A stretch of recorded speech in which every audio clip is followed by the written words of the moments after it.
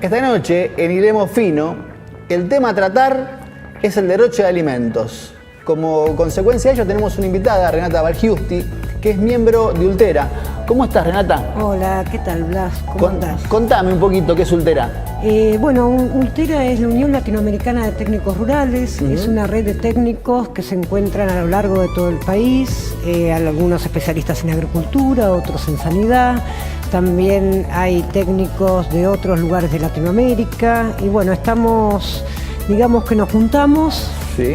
Para trabajar y fortalecer el proceso de soberanía alimentaria de América Latina. Vos sabés que históricamente Argentina fue como el granero del mundo, ¿no? Estamos en un lugar, en una tierra en donde lo que plantes crece, se puede producir diferentes tipos de alimentos, y de repente como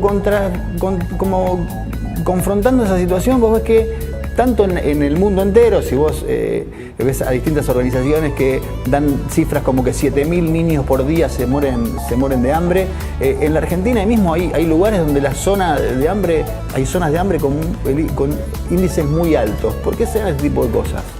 Bueno, evidentemente un problema de producción de alimento no es. Seguro. ¿No? Si estás diciendo vos que país es el granero del mundo y se dedica a la producción de alimentos y tiene la capacidad hasta de exportar alimentos, se ve que no es un problema de la producción de alimentos, sino que el alimento no llega donde tiene que llegar o no llega de la misma manera a todas las partes por igual, ¿no? ¿Y en la Argentina somos una población que desperdicia alimento?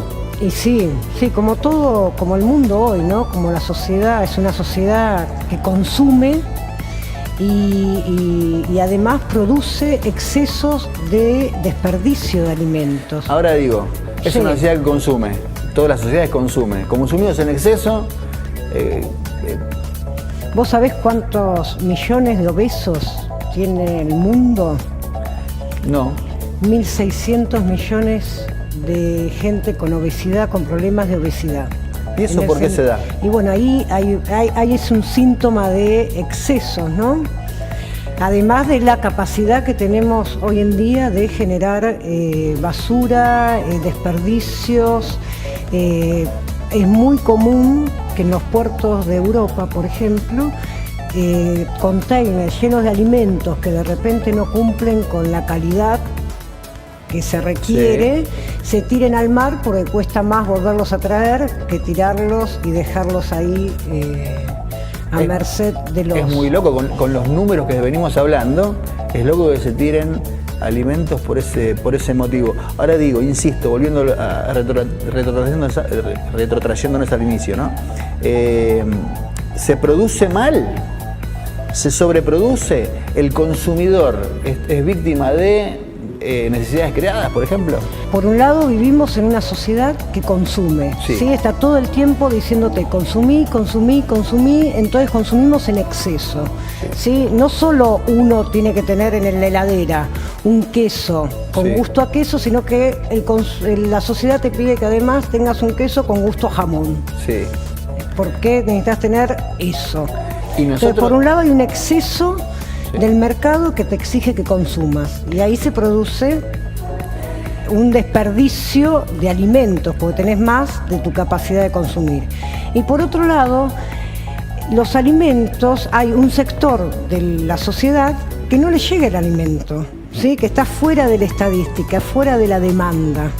¿Sí? ¿Pero es por una cuestión logística o una cuestión de rentabilidad de las empresas haciendo foco en la gente que tiene más poder adquisitivo? Bueno, por un lado las empresas no están pensando quién tiene hambre o quién está sin comer. La producción de alimentos se ha convertido en un bien para la empresa, donde no está pensando a ver si alimentamos o no al mundo. La empresa produce y si le es rentable producir 100 latas de tomate, las va a producir. Si después esas latas de tomate se consumen o no, a la empresa no le interesa. ¿Sí? No hay desde... Más allá del foco rentable, que es lógico, ¿no? Una empresa se crea para ser rentable, ¿no? ¿Tiene alguna acción en función del aquel que menos tiene? ¿Hay acciones de responsabilidad social? Bueno, puede ser que algunas empresas tengan cierta responsabilidad social, pero bueno, acá también existe un Estado, existen las políticas públicas, tiene que estar dirigida, tiene que haber políticas donde no lo dejen a merced del mercado la producción de alimentos. Tenemos que tener como país, como comunidad, la posibilidad de decidir qué queremos producir, cómo lo queremos producir y de qué manera lo queremos consumir, ¿no? Renata, ¿eso tiene que ver con la soberanía alimentaria? Eso es la soberanía alimentaria, ¿sí? De eso se trata también Ultera, en trabajar la producción de alimentos en esa tendencia, porque eso nos da la posibilidad de que todos tengamos un plato de comida en la mesa, ¿no? O sea que ya el foco no está en lo más rentable, sino en lo que realmente uno necesita. Y además pensar en la producción de alimentos, producir alimentos, la agricultura, es cultura. ¿Sí? Hay un conocimiento detrás de la producción de alimentos que no solo tiene que ver con la cuestión productiva o con la cuestión de la economía, tiene que ver con una relación de la sociedad con la naturaleza, donde se establecen vínculos que tienen que ver también con la necesidad como seres humanos de alimentarnos. De hecho, no es lo mismo producir alimentos en el altiplano que producir alimentos en la Patagonia. Las sociedades, las comunidades se relacionan con sus recursos naturales y producen también en una forma armoniosa para producir alimentos en cantidad y en calidad de acuerdo a sus necesidades. Lo que pasa es que en el mercado todo eso se desdibuja y se pierde un poco lo que es el objetivo de la alimentación en el mundo, ¿no?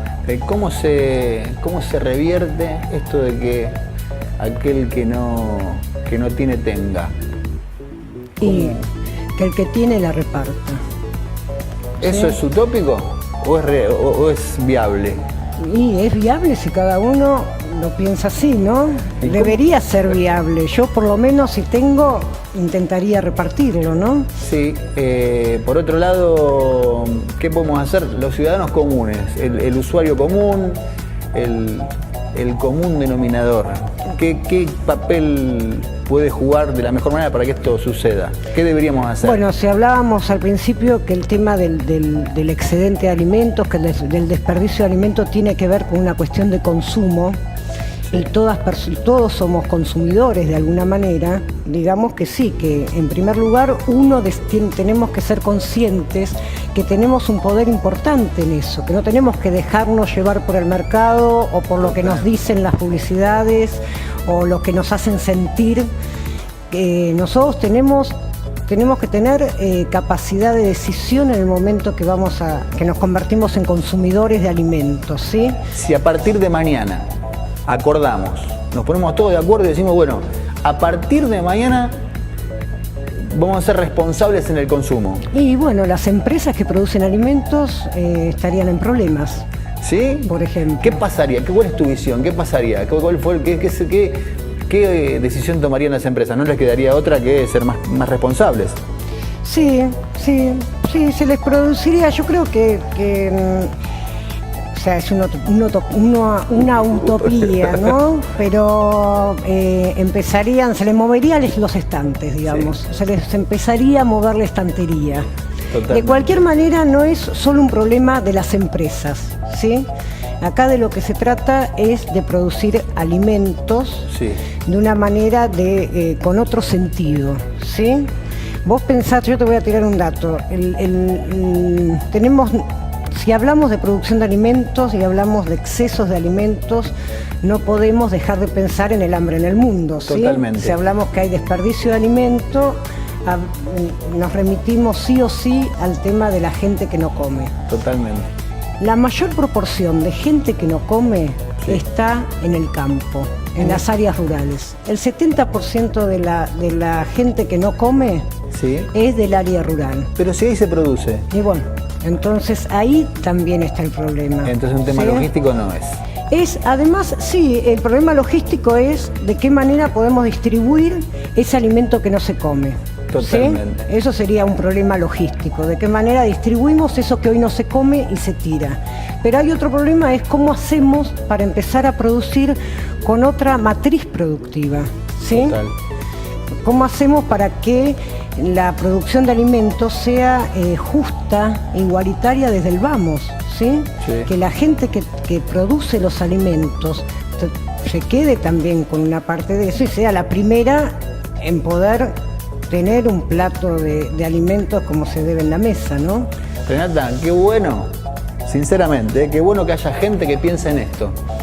Cuando parece que, en serio, el común denominador... No, sí, hay mucha más gente de lo que uno se imagina. Muy bueno. ¿sí? Hay mucha más gente. Eso es muy bueno. Muchas gracias, Renata. No, por favor, gracias bueno, a ustedes. en Hilemos Fino, la verdad que una entrevista más que interesante, ¿no? Dos cositas. Te recomiendo que leas Secretos Éticos, Escándalos Éticos, perdón, de Bernardo Klinsberg, donde vas a ver algunos datos estadísticos que son estremecedores. Y otro tema más, a veces te llegás a un lugar en donde tenés una bifurcación. Vos podés elegir en este tema no hacer nada o tomar por el lado derecho, a lo mejor, que es el que a lo mejor te pone en un lugar de toma de decisiones para evitar que aquel que no tenga para comer en lo sucesivo sí tenga, ¿no? Está bueno, como decíamos con Renata, que haya gente, y según ella mucha, que piense en esto, en el beneficio de aquel que no tiene nada. Seguí con nosotros, que tenemos mucho más Parque Vida Noticias.